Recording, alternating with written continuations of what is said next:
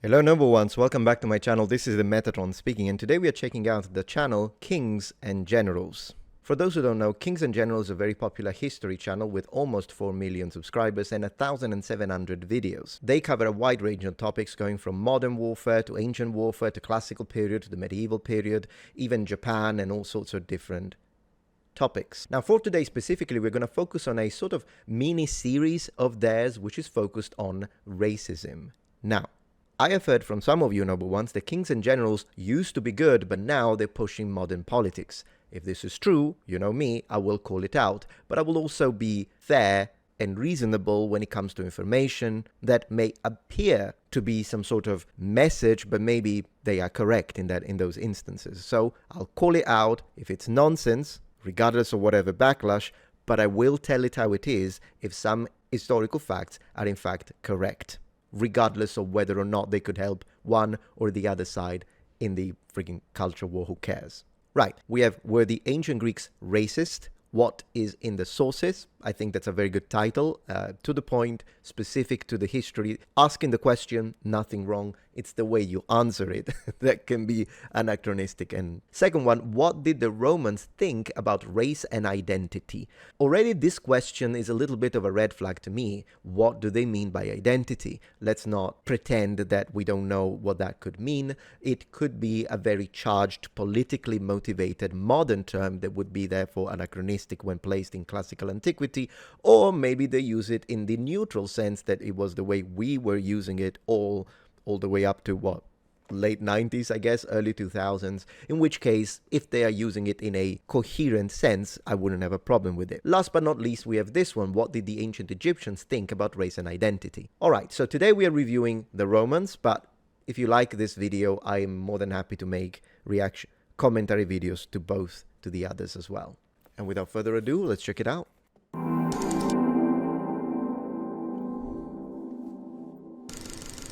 The concept of racial identity as we know it today did not exist in the ancient world. Starting strong. That's good. That's great. And you might be like, but that's obvious, Matt. I remember reviewing a channel that was saying unironically that the modern concepts absolutely existed in the medieval period. So don't give anything for granted. Don't take anything for granted. However, the peoples of Antiquity as we know it today did not exist in the ancient world. However, the peoples of Antiquity still had ways of labeling, defining and stereotyping those they saw as foreign or different from them. Correct. This was especially true in the Roman Empire, an originally Italic nation which throughout its long history interacted with myriad different cultures in both war and trade, integrated them into its imperial project, and incorporated their religions and customs into the fabric of their society. Roman attitudes towards race and identity were inspired by the Greeks in many ways, but also rejected Greece's legacy in many others. Moreover, Roman experiences in the Near East, North Africa, Germania and Gaul all helped to shape the empire's perception of outsiders, be they barbaric or civilized, servile or warlike. Welcome to our second episode on racism in antiquity, covering the Roman Empire and its massive ethnic and cultural diversity. Okay, yeah, so far I would say everything he said is correct up to this point. Absolutely, their interaction, particularly the military ones with populations in the north, populations in the south, in the east, did shape their perception of these people. And of course, there were several stereotypes that we do find in the sources. How is he going to discuss this idea of cultural diversity? Is he going to be correct and tell it how it is? Or is he going to be one of those that says the Romans were open to all sorts of diversity and diversity was the source of their strength and then this and that? Well, we know that that's not the case for Rome at all. Rome was a brutal empire. Let's see. This video is sponsored by our YouTube members and patrons, who get 2 exclusive videos weekly, not available anywhere else, for their kind support of our channel. You can join their ranks to watch more than 160 videos, including our series on the Pacific War, Punic Wars, Persian Wars, Spanish War of Succession, Russo-Japanese War, North African Campaign of World War II, History of Prussia, Italian Unification Wars, Risorgimento, Albigensian Crusades, and much more. Click the link in the description or pinned comment to get the exclusive videos, early access to all public videos, our schedule, wallpapers, access to a special Discord server where we're very active, and much more. Thanks for supporting us. We couldn't be doing it without your help. Sounds like a good deal. Much like our first episode on Greece, we will need to begin with some clarifications on notions of race in ancient Rome. First, Rome's history is massive in scope and length, so it is impossible to cover all of the changes in attitudes towards other peoples that occurred within the empire across its many centuries of history. Fair. Thus, we will focus on the most well-known periods of Roman history, Republican and Imperial Rome, with a specific focus on the thinkers of this time and the laws that existed during this age, to see what both can tell us about how the Roman people viewed other cultures. That's an excellent approach. Look at the way writers write, and then look at the way the legal system deals with people from different ethnicities, races, and however you want to call it, depending on the perspective. Yeah. As with Greece, these attitudes can be seen as ethnic prejudice, and were not necessarily hierarchical like modern racism, but scholars debate as to whether they constitute this or racism in the modern sense. There is also difficulty in knowing to what extent commoners shared the prejudices shown in Roman writings, which almost exclusively depict the perspective of Rome's elites. Overall, Roman commoners had more interactions with other people than patricians did. Thus, they had more exposure to how other people lived. This needs to be reviewed with a caveat. Of course, I'm being a little pedantic here, but it really depends. A lot of those writers actually did interact with foreigners a lot. I mean, think about, for instance, a writer like Julius Caesar or Julius Caesar. I mean, he did go to Gaul, and then he tells us about Gaul after spending a lot, but then again, he was a military dictator, wasn't he? It depends on the writer. It's a bit of a blank statement. Oh, well, the elite didn't really, they write, but they don't really interact, whereas the common people do interact a lot. Yeah, with trade, but common people, in port cities? Because if it's common people, farmers in the hinterland, yeah, good luck seeing a foreigner. So it depends. We will also discuss a little bit about whether and how the advent of Christianity, or the shift towards Byzantium, changed these attitudes in any way.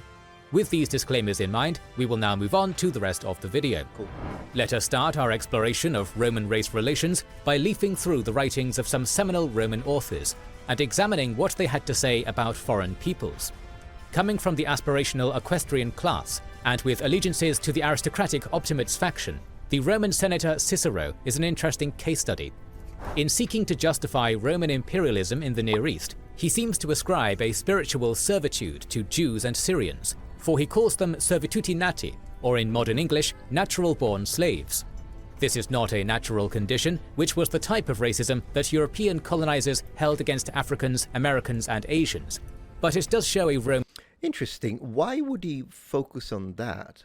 This is a little bit of a red flag for me. European colonizers held this type of racism during their, I imagine, colonial expansions towards Asians and Africans. Okay. So did Asians towards other Asians. I mean, Chinese and Japanese. Goodness gracious. Yeah. And Africans towards other Africans, or Africans towards Europeans. So racism happens everywhere, and this is something that has to be underlined. Now, maybe, and I will be very magnanimous when it comes to this because we're at the beginning of the video, maybe he linked it to European colonialism simply because Rome is a European power. If that's the tether, and that's why he only mentioned European racist attitudes towards non-Europeans during imperial colonizations, then sure, I mean, he's speaking about a European power, so it makes sense. At the end of the day, I prefer this over someone who tells me that the Romans are not Europeans.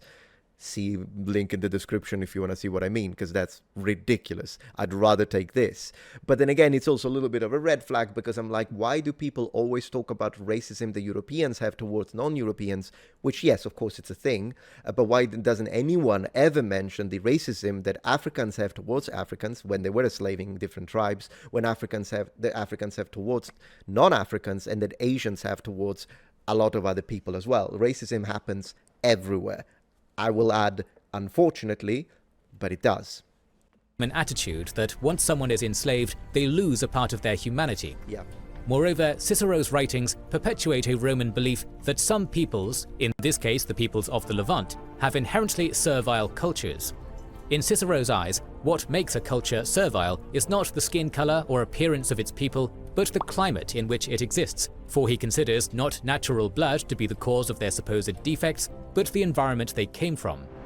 According to Benjamin Isaac, okay, so because he's sorry if I'm interrupting a lot, but in this case he's moving on to a different topic and I have to comment. So the whole situation with the connection between how races or different people, different ethnicities look and behave is connected to the weather or the climate. Yeah, it's found in the sources. It's possible that several people believed it in Rome. We don't know up to what extent, but it is mentioned.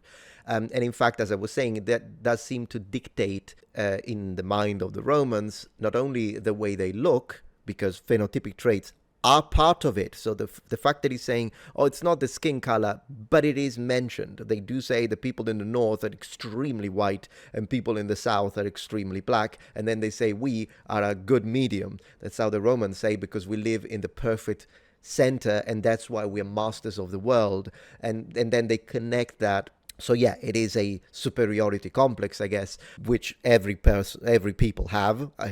Not every person in those populations, but civilizations, particularly when they're expansionistic, they do tend to have that tendency of thinking. Regardless of that, yes, phenotypic traits are part of it. And then the attitude. So for instance, we are told of the intelligence, but lack of courage when it comes to people in Africa, and instead, particularly it's talking about Northern Africa. And then we are told about bravery and courage, but they're not particularly smart for people in the north. So the Romans give us all of this. And yes, they do say it's tied to climate. At least some thinkers believe that way. But phenotypic traits are absolutely part of it. Let's not try and push this idea. He didn't. I'm not saying him. But people do say, oh, the Romans didn't see skin color. No, they did. They absolutely did. We've been seeing that difference. Phenotypic traits, whether it be skin color, eyes, hair, texture and color, is the first thing we notice, and it's the first thing we probably started to differentiate between in-groups and out-groups in prehistory. Of The Invention of Racism in Classical Antiquity. According to Benjamin Isaac, author of The Invention of Racism in Classical Antiquity, Cicero's approach is focused on climate and environment as the primary factor over any other natural influences, like blood lineage, as the primary driver of ethnic difference between peoples. Yeah. Such views were driven by Roman imperial attitudes to justify conquest abroad. Yeah. Cicero's views of other nations that either opposed or were subjugated by Rome are equally meant to differentiate from the Romans and their own martial elite culture. Gauls faced particularly acidic commentary, portrayed by Cicero as a violent people prone to destroying sacred religious shrines. Cicero saves similar vitriol for the Sardinians, who he considered to be particularly barbaric, to the point that even the Phoenicians, who the Romans also despised, found the Sardinians unbearable when colonizing their island. Similar sentiments were shared of the people from the Maghreb in North Africa. Cicero's xenophobic attitudes stem from his imperialist mindset and Roman exceptionalism, the idea that Rome, a veritable shining city on a hill, was surrounded by barbarians, and that it was Rome's sacred duty to go forth on a civilizing mission across the world. You know, I appreciate this more than people that say, oh no, the Romans were open-minded, they accepted everyone because they knew that diversity was the source of the strength. No, this is true. Okay, so whether there are some things that we may disagree with, at least I appreciate the baseline that yes, Roman exceptionality is a form of xenophobia, if you want to use that term. But then again, as we always say, the Romans weren't racists. They hated everyone equally. If you're not Roman and you're not Greek, you're below us. That's how they thought. Now, did the farmer think that way? Did the fishmonger think that way? Maybe not. The elites? Yes, we know that. As we see in Cicero's writing, Roman stereotypes of foreign ethnic groups were often utilized politically to promote or justify Rome's expansionist policies. Nowhere is this more evident than in the writings of Julius Caesar in his commentary on the Gauls. During his conquests of Gaul, Caesar was keen to portray the Gallic tribes as lazy, violent, and politically unstable. Caesar also asserts that Gauls who lived near Rome were more decadent than ones who lived near Germans, with the latter being more martial and violent. This was likely because he considered people who lived further north, and therefore further away from civilization, to be both more martial and less prone to Roman perceptions of moral degeneracy, like the wearing of trousers, or of women fighting in battles. However, very rare even in the Germanic context. There is also an intriguing contradiction, one stemming from Caesar's own ambition and self-aggrandizement. According to Caesar, the Gauls' warlike nature, while proof of their barbarity, is also a trait to be admired. Through their rugged, brutal lifestyles, Caesar claimed that the Gauls embodied virtue. This probably stemmed from Caesar's need to show off his own achievements by fighting against a noble enemy. Oh, absolutely. The Bello Gallico is a propaganda piece, and it's specifically aimed at the senatorial class back home. So there is a lot of double talk. There is a lot of specific goals that he's trying to achieve. So it doesn't mean that it's false. It's probably true. What he's saying is true. It happened. Now, but did it happen exactly how it did? We don't know. I would say it's true, but cherry-picked. That's how I would describe it, with a little exaggeration on some sections. Caesar's behavior in Gaul also shows Roman imperialism's disregard for the lives of their enemies. Many of Caesar's descriptions of his army's atrocities in Gaul have been compared by some scholars to ethnic cleansing or even genocide. I don't think it fits genocide. I have a dedicated video though, so there is one that happened in Italy that maybe, but I won't go deeply into this since I have a dedicated video. As various massacres took place, and even criminal neglect, like the case of Alesia. During the siege of Alesia, Vercingetorix let out the women and children of the besieged city of Alesia to come out and hopefully be let through the Roman walls. Caesar was intransient and left them trapped between the Roman and Gallic walls. The grass was as green as it always was on those sinister days, as the Gaulish civilians slowly died of starvation. These behaviors were typical of Roman imperialism.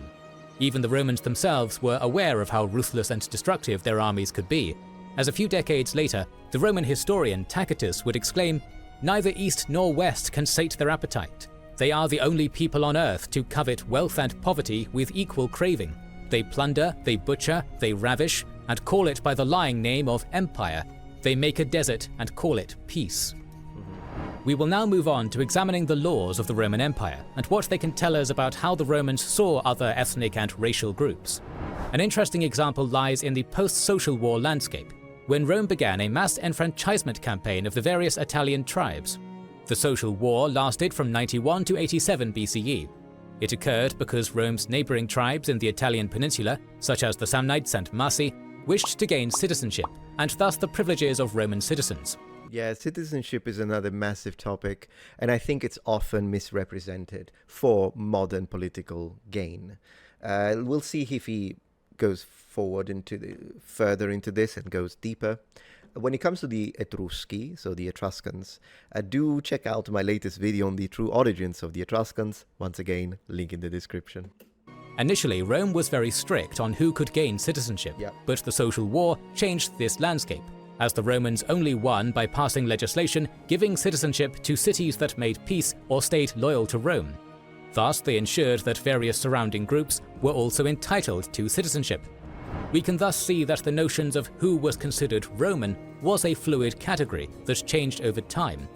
This was not the last time that Rome would extend citizenship to former enemies and conquered peoples. For instance, the Gallic nobles in what is today's northern Italy were afforded the same privilege. These were usually pragmatic moves, as acquiring citizenship through military service was a means of perpetuating and encouraging Roman imperialism via giving privileges to the soldiers, and thus providing Rome with personnel for wars. That's good. Yeah, exactly. So the giving of citizenship changes throughout the ages of Rome. So as he says, very strict at first. Then they do actually fight over it in the upper echelons. There is this whole interesting instance between Emperor Claudius and the senators, so members of the senatorial class.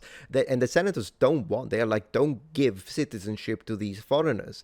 And then again, keep in mind, this citizenship is given to the wealthy class. Okay, in that instance. And then Claudius is like, well, we gave citizenship to these other tribes that were the enemy, and today they are one of us, so they don't fight us anymore and all that. And so should we not do this, so that it's a way to exploit their riches and wealth? It is a tactical move always when it comes to the Romans and citizenship. And so should not be seen as, oh, the Romans were so open-minded and they were respectful. No, they're not respectful of anything. You have to bend the knee. You have to pay your taxes. You know how earlier on and citizenship can be revoked. This is something, so this is important to keep in mind. If you don't behave, if you don't submit, they will take the citizenship away. And you remember when earlier on it was saying slaves lose their humanity. Yes, but there are situations where the humanity was not there to begin with from the perspective of the Romans. And if we read the sources, for instance, the Gauls, among others, are described as people who are half beasts. But they say that once they are civilized, then and they do receive citizenship, then they're a citizen and are human. But if they rebel, they're back to half beasts. Not very inclusive. That's why it pisses me off when people use inclusivity, the Roman inclusivity. Oh, come on. So he's doing a better job. However, the Romans' willingness to extend citizenship to subjects of various backgrounds did not mean that they did not have laws that discriminatorily targeted specific groups of people. Yeah. For instance, Jews had to pay a special tax to avoid sacrificing to the emperors, the so-called Fiscus Judaicus. Initially, all citizens were meant to worship the emperor via these sacrifices, but Jews felt this betrayed their monotheistic beliefs. In later Rome, various laws were targeted against Germanic groups that had settled inside Roman territories by restricting the use of trousers, as opposed to togas and even long hair. These discriminatory... I don't appreciate that one with the long hair, but one thing, maybe if I was in ancient Rome, they would think my hair is extremely barbaric, unless maybe I tell them I'm some kind of philosopher and I let my beard grow a little longer. Maybe that, perhaps, that could be a loophole. Maybe. When it comes to the tax, actually I don't see this as derogatory, to be honest, or discriminatory. In fact, in a modern sense, what do you mean? The Jews don't want to worship the emperor and so now they have to pay for it? Of course, from a modern perspective, that sounds very discriminatory, horrible, racist, whatever you want. But in period, when you have an emperor god, whether it be like a pharaoh or whether it be anyone, if you don't worship them, you're dead. So in this case, in a lot of ancient contexts, so in this case, they're like, oh, the Jews don't want to worship him. You know what? Just okay, give us money then. It's in fact open-minded, believe it or not. And it also shows that the Romans had a different attitude to that. Now with the Christians, they weren't so forthcoming. Because the Christians also refused to worship the emperor and they got persecuted, or we should say we got persecuted for it by some emperors. It depends on the emperor, which kind of shows that when it comes to this kind of policies, it depends on who is in charge. It really depends on who is in charge. Because the Romans also had different parties. They had more populist parties. They had more aristocratic parties. So that's something that Roman politics is similar to us. We have people with different ideas and parties, and depending on who is in power, the way the things are administered changes dramatically, very much like us today. So once again, this idea, oh well, but they're asking the Jews to pay, but yeah, I mean, that's very open-minded. Laws were driven by the attitudes of Roman high officials on how to define Romanness and manage the empire's population. Intriguingly, some of the provinces of Rome show us how ethnic and racial attitudes against locals actually changed local governance. Throughout Roman rule, the laws that regulated who was a citizen and who was not were ever changing. In the province of Roman Egypt, local laws stipulated that if a Roman citizen was to marry a Greek or Egyptian, their child was to receive lower citizenship status. These were not necessarily laws based on preserving some sort of Roman purity per se. This was mainly to avoid having too many people exempt from paying Roman poll taxes. How did this affect Roman ethnic diversity?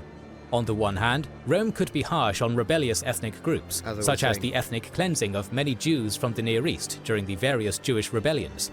This also manifested itself in the Alexandria riots in Roman Egypt in 70 CE, in which Greek and Roman mobs attacked Jewish houses, a fact discussed by Philo of Alexandria. On the other hand, there were many regions throughout the Roman Empire where people lived in ethnically diverse societies for centuries, with little conflict. For instance, in York, archaeological excavation has revealed the so-called Lady of York, a Christian woman who was buried in the region during the 4th century CE. Strontium isotope analysis showed that she likely ate a Mediterranean diet for part of her life, and was thus from somewhere in the Mediterranean. Her various bracelets show her to have been connected to broader trade in the region. Thus we can assume that migration exposed the average Roman subject to various kinds of people from all over the imperial realm. Now, you know, this is actually, I do want to give credit when credit is due. Notice how he used the term diversity, which usually in the modern sense, when people say diversity and inclusion, they specifically mean people of color. So it's only diverse if it has people from African descent, if it has Asian people, if it has Hispanic people, etc. Hispanic and classical antiquity, no, but you know what I mean. In this case, he used diversity, ethnic diversity, but he's talking about that a Mediterranean who lives in York. So in this situation, it wouldn't be considered diverse, right? But it is. If you think about it, a city can be diverse. A city like Prague in the medieval period was absolutely highly diverse, but in the sense that it had Italians, although say like Genoese and Milanese, it had people from France, it had people from Germany, due to the fact that they share borders. They may have Poles, they have of course Czech. It is diverse, but it wouldn't be diverse in the way often modern people utilize it. So I appreciate that he did that. It is still a form of diversity if you have multiple people, even though we group them as white. If you do, because then some people use white in a way, some people only West Germanic. I'm using white in a broader sense of European. Now that we have discussed the legal aspects of Roman racism, Yeah. we will move on and discuss some stereotypes of ethnic groups. Okay. The Romans perceived Phoenicians and Syrians to be excellent merchants and artisans, but deceitful in nature. For some Roman authors, like Florus, the Roman conquest of Syria resulted in the corruption of the Romans' traditionally masculine, militaristic culture, as more and more Roman citizens embraced the luxurious delights of the East. For Juvenal, the influx of Syrian migrants into Rome was a tragedy, for it brought the aforementioned cultural corruption to the Tiber River itself. Another culture the Romans had a complex relationship with was Egypt. Absolutely. The Romans respected Egypt for its ancient pedigree, yet also often denigrated it for the same reasons as Syria, for being soft and hedonistic. We have already discussed briefly how Gauls and Germans were perceived as lazy and violent, attitudes which were extended to many other cultures from northern Europe. When it came to what was arguably Rome's fiercest enemy in Parthia, Roman stereotypes were contradictory. The Parthians, being nomadic, were considered by the Romans to be little more than underdeveloped barbarians. However, the Parthian military and its prowess in defeating the legions of Rome was respected and well regarded by the Romans, a people who valued military might and strength. This martial nature was a double-edged sword, because it made the Parthians seem particularly violent in the eyes of many Romans. The same dichotomy followed Greece. While some ancient Greek cultural traits were valorized, the Greeks of the Roman era were seen as corrupted and debaucherous, and thus unworthy of respect.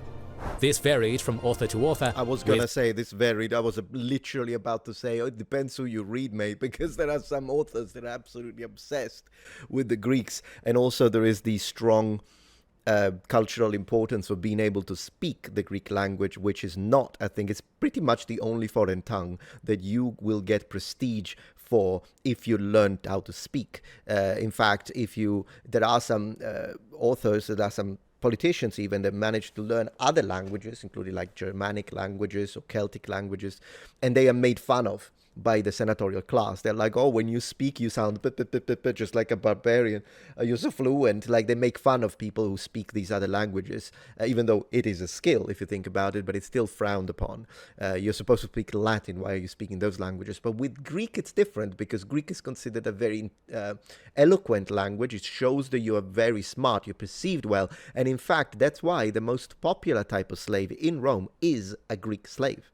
Because a Greek slave, not only often they are able to read and write, which is not something that slaves from other regions would automatically know how to do, particularly statistically. So it was a higher chance that a Greek slave could also do accounting. But if you have a Greek slave in a Roman aristocratic family, or even middle to upper class family, that Greek slave can teach Greek to your kids. And so your kids now have a private tutor. And when your kids are of age, they already are fluent in Greek.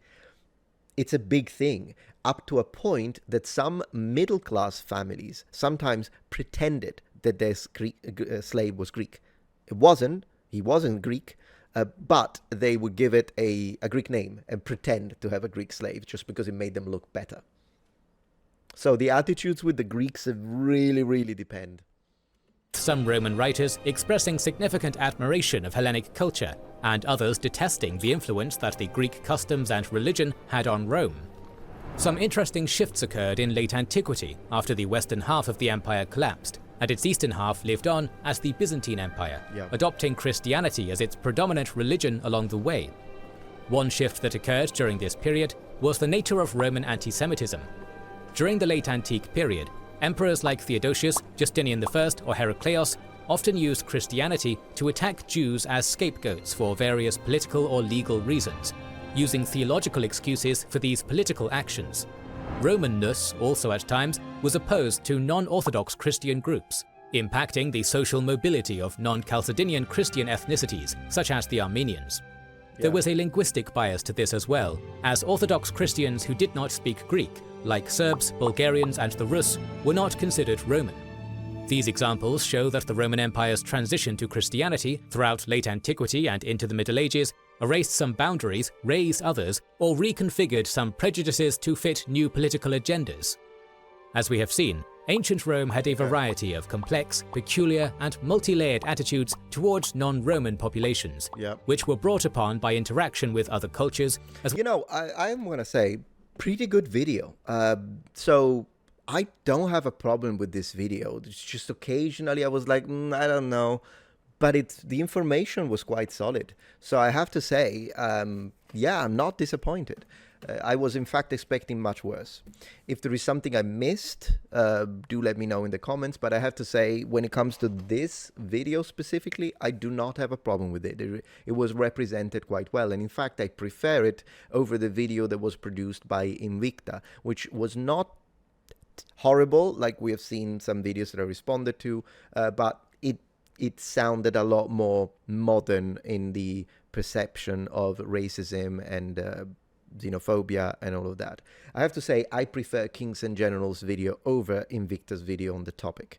We'll check the one in ancient Egypt and the one in ancient Greece if you're interested, but up to this point, I have to say, I'll give them that. I'll grant them that. The video was actually pretty good. It pretty much, I don't know what their personal politics are, but whatever they are, I respect that personal freedom.